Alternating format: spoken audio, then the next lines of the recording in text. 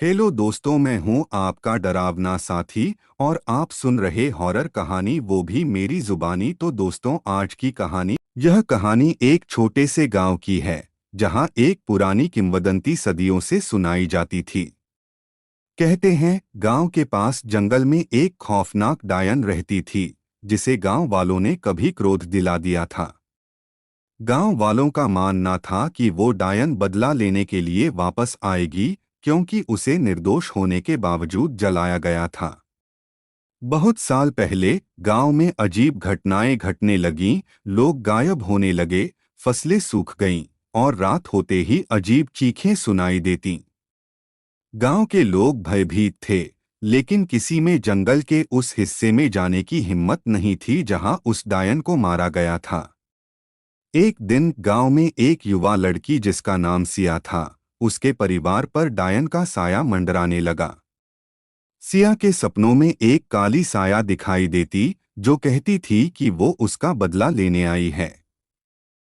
धीरे धीरे सिया को समझ में आया कि उसकी अपनी ही पूर्वजों ने डायन को मारकर उस पर अत्याचार किया था और अब उसका परिवार डायन के शाप का शिकार हो रहा है। सिया ने अपने डर को दरकिनार कर जंगल की ओर रुख किया ताकि वो इस शाप का सामना कर सके। जब वह उस जगह पहुंची जहां डायन को जलाया गया था, तो उसे एक पुरानी माला मिली जिसके बारे में कहा जाता था कि वह डायन की थी। सिया ने माला को उठाया और अचानक से भयानक आवाजें गूंज उठीं। डायन की आत्मा प्रकट हुई, उसकी आंखें अंगारे की तरह जल रही थीं। उसने सिया से कहा, तुम्हारे पूर्वजों ने मुझे निर्दोष होते हुए जलाया, अब मैं उनका और तुम्हारा खून मांगने आई हूँ। सिया ने हिम्मत से जवाब दिया, तुम जो चाहो ले लो, लेकिन मेरे गांव और परिवार को छोड़ दो। डायन ने ठंडी हंसी के साथ कहा, तुमने अपनी मौत खुद चुनी है। और जैसे ही वह हमला करने को तैयार हुई, सिया ने डायन की माला उसकी ओर बढ़ा दी। वह माला देखते ही डायन की आत्मा चुप हो गई। उसने कहा, तुमने मुझे पहचान लिया।